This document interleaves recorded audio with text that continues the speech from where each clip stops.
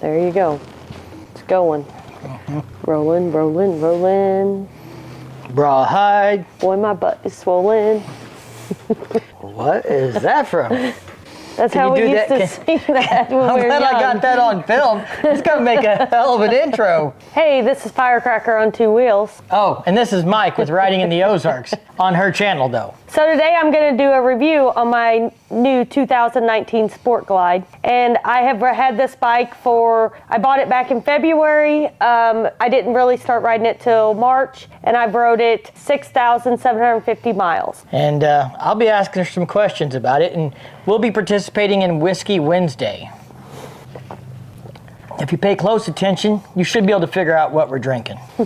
So, after we got the bike, it was used. You said new to you, but right. After we got the bike, there were some upgrades already done to the bike. And we did a video on that showing what upgrades that were done, and we'll put a link to that at the end. But let's do a review of what upgrades you've done to the bike. What were the first upgrades we did, and what have we done to it so far this year? So the upgrades that I've done so far is I got a crash bar for the front. I got a rear crash bar to protect the saddlebags. Then I got some speakers. I got 4 Lexan Moto speakers. Then we upgraded to a Clockworks windshield that is a little taller than the previous one I had. And my latest upgrade is my purple stitch Saddleman seat. Step up, right? Yes. That you went with? Yes. You only had that about, well, maybe a month, a couple weeks. So those are the upgrades you've done on top of what the bike had to begin with. What other upgrades would you still like to see done to it, or do you have planned to do to it immediately? And then over the winter? Over the winter, I have plans to get a new set of bars on it. I'm going to go with, do I tell them? Yeah, we could tell them what they are. We'll have a video on it, but do you remember what they're called? KST. But do you remember which model? No, I just know they're KST. They're KST Customs, and they're something you are, double trouble. Okay. So yeah, double troubles. We went with polished, not the black. Do you remember what height? 12-inch. 12-inch double troubles. Now, if you're not familiar with the Sport Glide, which hopefully you are, if that's why you're watching this video, or maybe you're just interested in it. I didn't know this before we got the bike, but it has the same handlebar clamp sizes as a Road Glide does. So these bars are actually intended for a Road Glide, but they work on the Sport Glide. Shout out to Dustin from the 5 Dirty Bikers podcast. He actually already had these bars, talked to us about it, gave us lots of info. Dustin's a really nice guy. We got to meet him this summer at the 5 Dirty Bikers meetup in our area and stuff. So make sure you check out the 5 Dirty Bikers and Dustin's channel, D-Cycle. So that's kind of how we picked those bars after talking to him. That sealed the deal. Yeah. My second upgrade is I've always wanted a phone mount, but with my older bars, I don't have room for it, especially with the speakers. So we were at Bikes, Blues, and Barbecue, and Clockworks were there. And I actually got a Clockworks phone mount that I will be able to put on the bike. So that's my second upgrade that is going to go on this winter. And I guess we'll probably do a video on that, at least on your channel. Yep. They have a couple of different mount styles, but you chose the one that perch mounts off the handlebar clamp. Mm-hmm. So it's going to perch mount right there where the controls are. So my third upgrade that is definitely being done this winter is a custom paint job. I'm not going to announce the color. A lot of people probably already guess kind of what it's going to be. This one, my friend kind of played around with paint and come up with a color for me. So that is our next project. Is we got to tear the bike down to take it to him to paint it. We're not going to paint everything. We'll do a video on that on both of our channels to let you see the final product when it's done. Now, what kind of inspired you to go ahead and do this, other than the fact that he got drunk and offered to do it for free? So what inspired me is that Mike showed me a picture and tagged me in it of a Sport Glide that someone painted, and it was a bright pink. And I was like, oh, maybe I do want to have it painted. Because after I got it, I thought about not painting it just because I kind of like the blackout look. But then when I seen how that bike looked painted, it made me just decide that, oh, we're going to paint it. And when she said we're not painting the whole bike, she's painting all the tins, she's painting the fairing, she's painting the trunk, she's painting the saddlebags, she's painting most of the bike. We're not probably painting the crash bars that are powder coated. We'll leave those black. The Sport Glide has black front forks, inverted.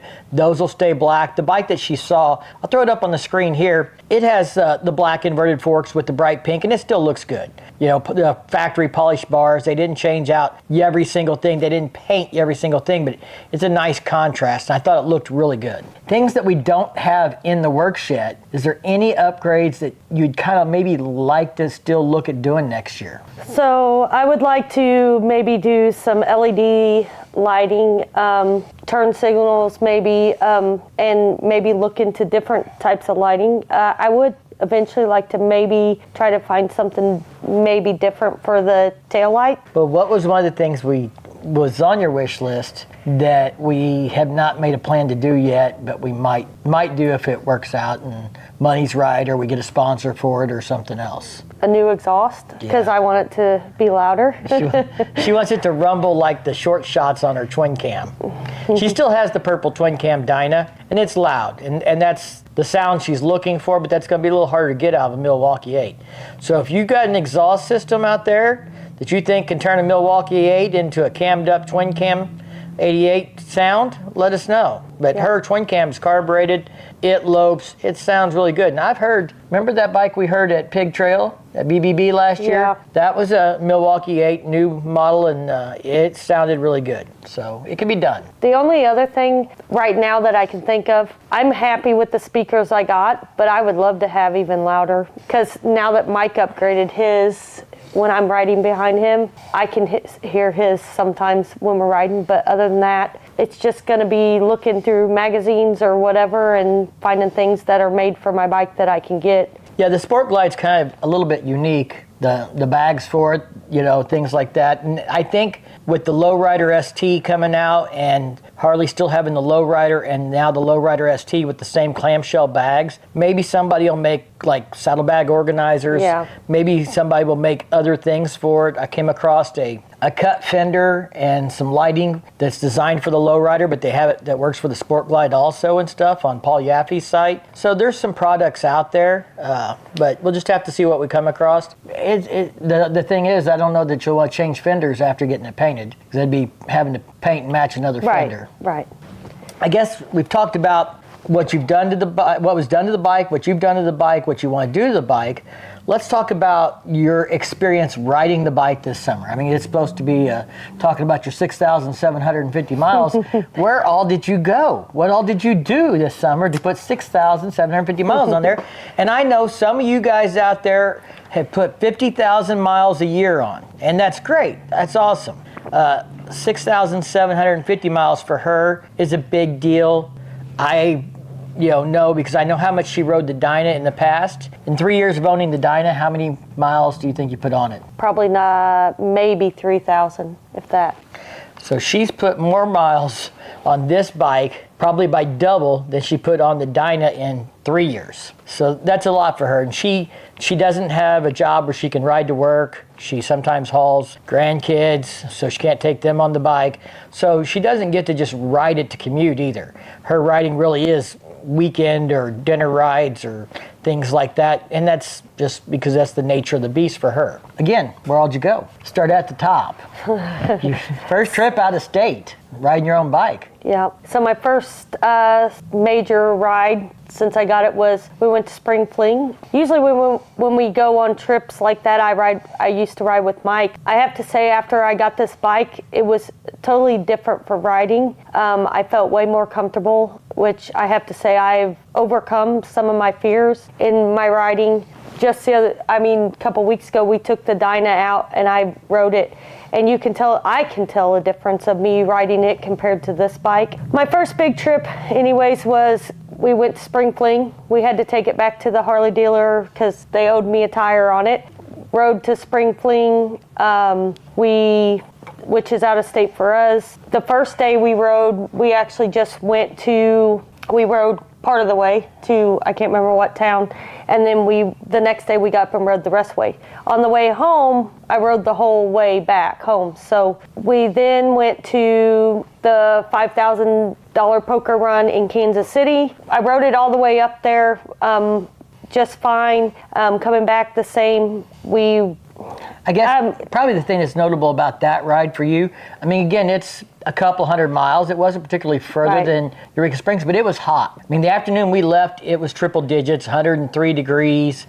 We left in the middle of the afternoon at the hottest point of the day. That was probably the longest ride you've had to date to that point. Where we didn't stop. Right. We rode 200 miles because we wanted to get there before dark. We left, mid-afternoon, and you rode it in the heat. We stopped for a couple of smoke breaks, water breaks, but that was really 5 minutes at the gas station and go on. Yep. After that ride, we did our first moto camp out where I actually took my bike. So we did, what was it called? Big Rock Candy Mountain with a group of our friends. Had a blast. We rode our motorcycles there, and let me tell you, we had to go up a gravel hill like this. And then once you were going, all of a sudden you realize right in front of you there's a big old pothole, and then you had to ride down that gravel. So that was a little nerve-wracking. But I think I was more nervous about going down it and scratching my bike than actually I was more worried about just dropping it, going slow. So after we did that, we did one of our friends passed away, one of our girlfriends. We had always said we were going to do girls ride, and we never got a chance before she passed away. So a group of us girls decided we were going to do a girls ride to the lake and have lunch, hang out for a little bit and then come back. I've never actually, that was my first time riding a ride without Mike. So that was kind of a big deal for me. And then I've never led a group by no means. And I actually ended up leading the group of girls back to our hometown. And so that was a new experience for me. Something I never would have probably done on the Dyna. It's just my comfort's a lot higher on this bike.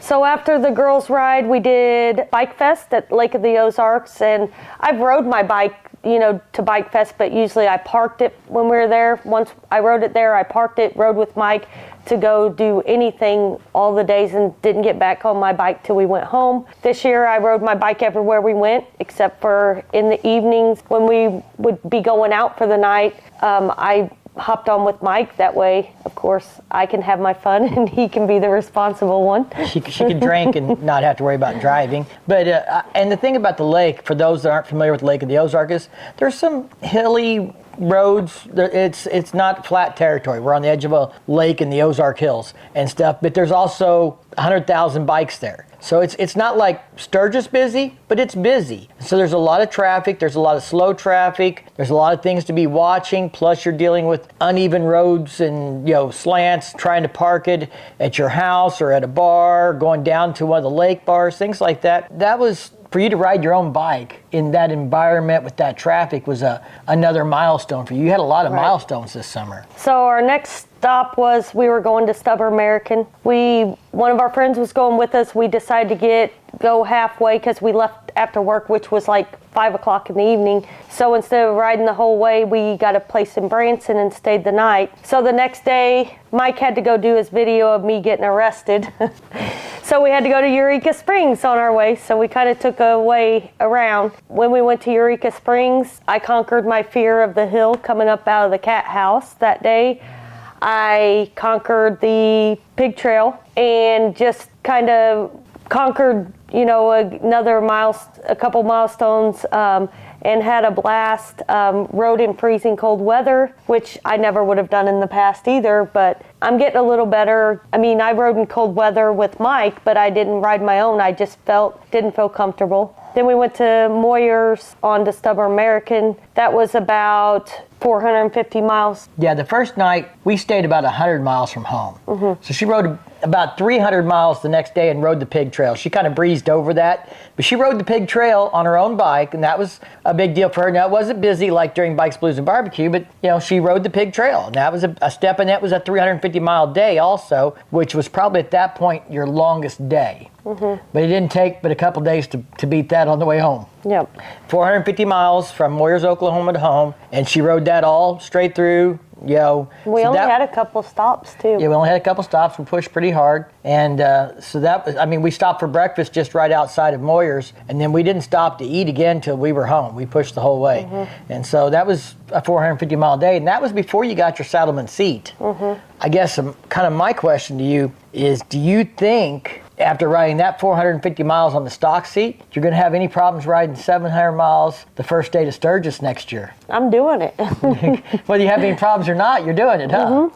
And you'll have new bars by then. Yeah, and that's probably the biggest thing with the Sport Glide is that my bars are way down here, so I feel like the new saddleman seat helps with it, but it pinches right in the middle of my back. So I have this, after I ride for so long, it just hurts back there, and it'll hurt for a couple days. I want to thank Saddleman and KST because once she has this new seat and bar combo, I'm pretty confident I will have a lot less rub my back when we get home from a long trip because I got this knot in the middle of my back. So thanks, guys. So after Stubborn American, we did BBB, which I rode again, pretty much rode the whole time, except for, like I said, at night, I'd park mine and ride with Mike. I did one day, I decided, the day before we left, I decided I'm just going to ride with Mike. We had a big group. We were going to ride the Pig Trail. You never know how busy it's going to be, and usually during BBB it's pretty busy. And with us already having a big group, I just felt that was one less bike Mike had to keep track of, and I just decided I just wanted to ride with him. It's nice once in a while to still ride with him. I'm sure sometimes he doesn't want me to ride with him, but so then after that, we did the Toy Run?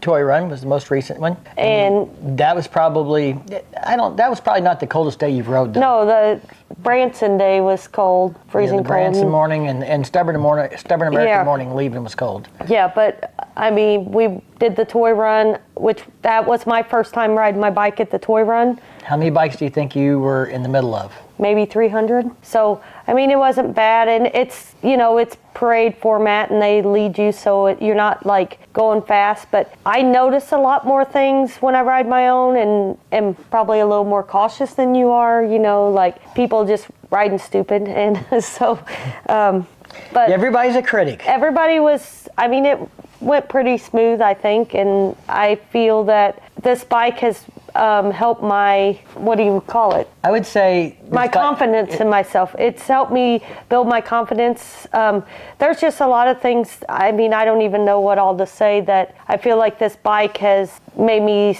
I've stepped out of my comfort zone and did things that I never would have thought of doing. And don't get me wrong, I love the Dyna. It's just a little more rough riding, and maybe it's partially the way I ride it is since that is the bike I had a wreck on, but it's part of that fear is because I don't feel it rides smooth. This thing rides so smooth compared to the Dyna, and I think that's kind of what slows me down on the Dyna. And plus, after having the accident, it kind of makes me more nervous and more cautious on it. Okay. So we talked about how you spent the 6,750 miles. Lots of dinner rides and other short rides in there and local rides and things like that. Those are all the highlights. Oh, I conquered my fears at BBB of the curvy road. What is that? Highway 62? Yes. The curves there. So she conquered her fears of riding Highway 62 between Eureka Springs and Pig Trail, Harley Davidson. You rode that once or twice, and that was a road that really kind of intimidated her before. She rode it, part of it, when we came from Spring Fling, but she rode the whole thing this time during Couple BBB. Times. Yeah. So, and I think she kept saying the word comfortable. It built her confidence, but she also is more comfortable on this bike. And that was kind of the next topic I wanted to talk about related to the Sport Glide. I know we're reviewing the Sport Glide, but let's talk about how you made the decision to buy the Sport Glide, why you chose the Sport Glide, how you came to that decision. Because I think it's really important. The Dyna you fell in love with based on the looks and the sound and the feel without actually riding it. The color. The color, the looks, the color, the looks, the color, the sound. So all those things you fell in love with without riding the bike. And then, you love the bike, but you don't love the way it rides, to be honest. So let's talk about that experience of how you picked the Sport Glide, why you picked the Sport Glide, why it's the bike that is right for you. So how I picked the Sport Glide. For one, Mike likes to do the demo rides. He likes to ride the new stuff, and he's like, let's go, you got your license, go ride them, see what I was always nervous about riding. What if I wreck it? What if, he's like, they've got insurance to cover it, you're fine, So I finally did. I'm very particular. I don't like anything but forward controls. So that's number one. I refuse to ride anything without forward controls. Now, I have. You tried. But you tried them and you found that you didn't like them. I don't like them, yes. But I mean, that was one of the biggest things. But also, I like the bags on it. I love the mini fairing. I absolutely love it. That sold me kind of on it to begin with. But we would go and test ride. I would never ride a Heritage, and I just told Mike I don't like the looks of them. There's something about the front fender I don't like. There's just things on it that I just don't like. And you did ride one. I just rode it this summer, though. I hadn't rode one before that. I'd already gotten this. I thought you rode it last year at BBB. I did not ride it. What did you ride at BBB last year? The Lowrider S. Oh. And stuff. So I basically, I did ride several. Mike would say, you should try this. And he's like, we can always change the controls. So then we got to the point that I was starting to try others that, we can make them. I like the Slim. She liked the Slim? I like the Slim. And then I thought about the Slim. But every time I was just drawn to the Sport Glide every time. And then it come out, oh, they're not going to make it no more. And I was kind of upset. I was like, man, what am I going to do? So then we just kind of got serious and started looking. And then one day I seen this one on Pig Trail's website, and I was like, I've never seen one with a trunk like that. And Mike's like, I haven't either. And he started looking at it, and I didn't know how I felt about the trunk, but then I kept thinking, and so Mike really started looking, and we found some used ones, and we thought about, but there was something about that trunk I kind of liked, and for the price. Shout out to Pig Trail. I reached out to Kyle, the general manager of Pig Trail. We've known each other for a little while. I cover BBB, and we've built a relationship, and I really like Kyle, and I like to do business with people I know. And our local hometown Harley dealer was watching for a Sport Glide. They'd actually just sold one when we asked them about it. They didn't have one. Pig Trail got one in. I messaged Kyle. We talked about what was our price range, what we were looking for, and what they had to have for that bike. And we were able to make a deal on it. And we drove down on Well, I actually went on computer and I got pre-approved before we went, because I was like, I don't want to get all the way down there and I don't get approved. So I went online, and within 15 minutes, it's like I was approved. And so Mike got a hold of Kyle and said, will you guys be open this day? It was a holiday. Like President's Day or something, because it was in February. And so we ended up going and driving all the way. We didn't ride it back. We didn't ride down to get it. It was real windy. It was, February. And it was probably for the best that we didn't, because it was a long day in February. Yeah. Still daylight savings time. By the time you're done and stuff, it's kind of mentally draining. It's emotionally exhausting to buy a new bike, is what you're saying. Yeah. So, but we had a great experience there at Pig Trail. So I want to give them shout outs because they were great to work with, and I really appreciate it. And they've been great after the fact. She mentioned going back down there for spring flings because they owed her a tire. Last year tires were still hard to get, and some tires are still hard to get right now. They had a tire ordered, but we wanted to go ahead and get the bike, and they had made the deal with the promise of new tires front and back, and they still owed us a tire. So we made a plan that we were going to be back in a couple months for spring fling anyway. It was only 60 days or so, and they said they'd have the tire in by then. So we just made an appointment, came down, they put the new tire on as agreed. Didn't cost us a dime. It was part of the deal that we'd already made when we bought the bike, and they got us out as quick as they could, and been a great company great dealership to work with. You talked about all the things that you had to have in a bike, and just to name some of the bikes I'm going to name some of the bikes I know you rode. You rode the Indian, Scout, and you liked that one. But then you rode the Sport Glide the same afternoon, and it was no longer a competition. Right. The Scout is cheaper. It's a great bike. But it's another one of those bikes that I've already told you the reason why. I look at it and I don't like the looks of it. And if I don't like, I probably shouldn't be that way, but yes, I should, because if it's my bike, I want it to be how I want it. And there's, nothing against Indian, because the Scout was a really nice bike. It just wasn't the right bike for you. Right. But you rode like the Street Bob, and we talked about that. It has mid controls, but you can get forward controls for it. You did ride it. You gave it a chance. You rode the Lowrider S because it has mid controls, and yes, you can get forward controls for it too. But they didn't. The Slim. You rode the Slim. The Slim was probably the closest to a second that we found, and you even considered trying to buy one.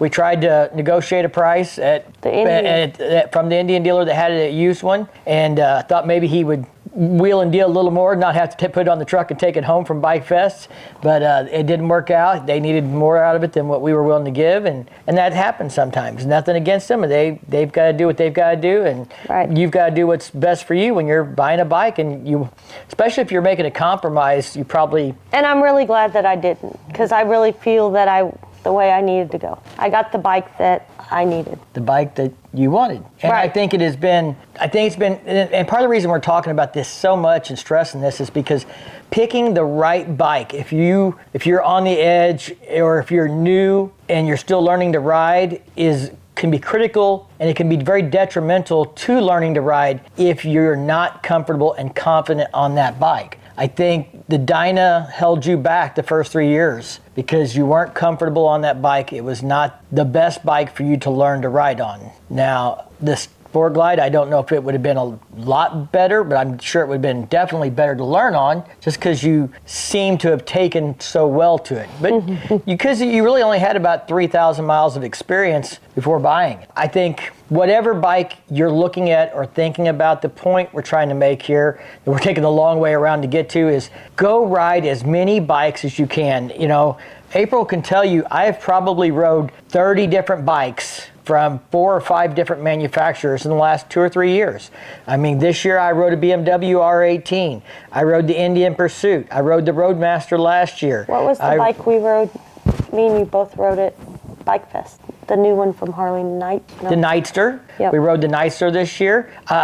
3 years ago, I rode a whole bunch of bikes. A whole bunch. Last year, I rode more bikes. This year, I really only rode bikes that were different that I hadn't rode before. I didn't ride the Fat Boy again. I didn't ride the Road King again. I didn't ride the CVO Street Glide again, because I've already rode those, and there's really been no major changes to any of those bikes in the last 2 or 3 years. I did ride the Indian Pursuit this year, because that's a new bike. I rode the R18. I rode the Nightster. I rode the Sportster S. I've spent an afternoon on the Pan America. I've rode Honda Rebel. I don't care if it's a Honda or a Kawasaki or a Harley. I love motorcycles. I'll ride them. I'm going to be hard-pressed to find something I love to ride more than my Street Glide, but I still love riding other bikes. So the point being, ride as many things as you can. You'll know when you find the right bike. If you're not sure if it's the right bike, I would say keep riding other bikes until you are sure, one way or the other. We talked about how much you rode the Dyna in the past, and everything else and stuff. I guess maybe real quick, out of the different things you've gotten this year that were gear or accessories for the bike and stuff, like the tail bag or the Kevlar riding shirt or the leather jacket that you got, or the heated socks that you got, or the heated gloves, or the 360 camera that just came in. That'll be more of that coming next year on the channel. You've got riding shoes on the way. What's been maybe your favorite thing for gear or accessories for the bike that are not mounted on the bike all the time? That's a hard one, because the heated gloves came in handy when we were riding. The bag for the bike is amazing, because I have all this space now, and Mike can't bitch at me if I want to pack a bunch of stuff. I can have my own bike with the trunk and my bag for my clothes and the 2 saddlebags that I can buy.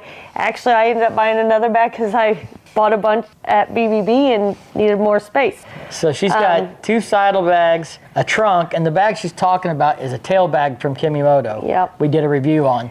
But it sits in front of the trunk right behind her. So she's probably got more storage space than a 2-up person on an Ultra. I love it. So, but I I really don't know, because my Oso Moto jacket, I've been wearing it to work. I love it's a Kevlar riding and shirt, people but she ask loves me, it. actually people ask me about it all the time. They're like, they really like it. The heated socks, I haven't really gotten, I've worn one time. It's pretty much because since I got them, we haven't, I mean, it's been cold, not really hot, but I mean, when I work 5 days a week, you know. We're in that transition season. It's right. not cold all day. And to be honest with them, I'm going to wear them to work during the winter time and keep my feet warm, because at my desk, you know, when I'm sitting at my desk, it gets a little chilly. But my leather jacket, that I love it. I mean, I don't know that I can pick any of them as a number one.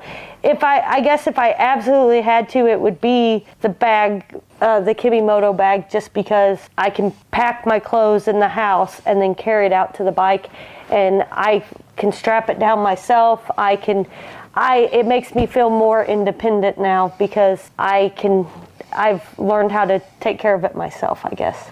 Okay. But all of them are probably, I don't really feel I need to choose, because I think they're all great. All right. We're wrapping up here pretty quick. So I know we've been running on here. Hope you guys enjoyed this format. If you do like this format, you know, leave us a comment. Let us know, hey, you guys ramble too much, or we really enjoyed it. We had, you know, it's just hanging out and visiting and talking about stuff. We're trying to find the right format for Firecracker that she feels comfortable with. She's a little nervous in front of the camera still, so we thought maybe this kind of video might make it easier for her to talk about things. Fun fact for Firecracker, she's not drinking it tonight, so don't guess what's in the video. She's got a new favorite drink this year. For years, when we first got together, it was always Malibu and Diet. What's your new favorite drink if they have it and price is no object? Crown Apple and Sprite. Crown Apple and Sprite. So a little fun fact for you about Firecracker. If you catch her out somewhere, if she's not riding her own, Crown Apple and Sprite's the drink to offer her. So speaking of catching her out somewhere, we'll talk more about this in the future, but she was kind of excited this week. She got a text. Do you want to tell them anything about that? Carrie from the Switchback Bar messaged me on Messenger that they're going to have for International Ladies Riding. They're going to do something at the Switchback Bar, and she asked me if I would be one of their special guests to it. I've never had that asked me. I mean, Mike's been, but you know, so I messaged Mike. We had to figure out our schedule, and Mike's like, I think you should do it. And it wasn't that I didn't want to do it, because that's just another excuse to go to Eureka Springs, which I love. So we figured out, and I messaged her back and said I would love to do it. So she is going to be planning that. It's May 5th, I think, is the weekend. The weekend of May 5th, they're having it. More details coming. We'll get that figured out, but you know, she's not, the confidence is kind of like the bike thing, the confidence behind the camera. She doesn't think anybody wants to watch her videos. She doesn't know why anybody would want to watch her videos, but she's got videos with over 1,000 views and stuff for a small channel. So some of the things she has to say people are interested in, and I try and help her understand and build her confidence that she is, even if she doesn't know everything about riding and she's still new to it, that doesn't mean she can't inspire and be somebody that other people look to for advice or for, you know, confidence. She went through this. She had a wreck in the first few years. She got back on the bike. She's been through a lot. She's done a lot of miles this year on a new bike. She bought a bike that she picked out. I didn't pick it out for her. I didn't tell her what to buy. She picked all of her bikes. She has picked herself. None of them would have been the bike I would have picked for her. So, you know. This I might have, but it wouldn't. The Dyna definitely would have been what I picked for you for your first bike, and you know, it's probably not what I thought you would have picked if I was picking for you. What I thought you would have been happy with, but it turns out it is. What would you have picked? I think the Heritage I would have thought would have been a more likely bike that you would like. And I rode the Heritage. It's nice riding, but I don't think it's any better than that. Well, That's my opinion. Yeah, they're both Softails, and the Heritage has a FL front end. This has the inverted front forks. A lot of women prefer the Heritage because low seat height, low center of gravity. So that's one of the reasons that I kind of lean to that bike when I'm talking to women about what bikes they should try. And that doesn't mean they should buy that bike just because of those things, but that's a reason that they might want to try it, that it seems to work for a lot of women. Well, actually, you told me my first bike wouldn't have been a Harley if I didn't. That one wasn't the right price, and my eyes didn't light up. Well, I wouldn't have been helping you buy a Harley for your first bike if it hadn't been this particular bike. So you did pay for it all on her own. I got it because I had the cash, and then she paid me for it. Every red cent she worked for or paid for to own it herself. I didn't give her anything, so there's been some people out there who have made comments in the past about that, and that's not the case. I'm not her sugar daddy. I'm just her sugar. So anyway, but I mean, personally, I generally tell people their first bike should be something they can drop in the gravel driveway and not go in the house mad and throwing a fit and crying and screaming because they just dropped their beautiful Harley in the driveway. Right. You know, a used Honda is great. I started on a used Honda. I don't think it's a bad thing, and it's not, you know, anything against Harley. It's not anything against anybody, you know, whether it's a Honda or a Yamaha or whatever. And the reason I picked a metric bike is just usually they're more affordable used.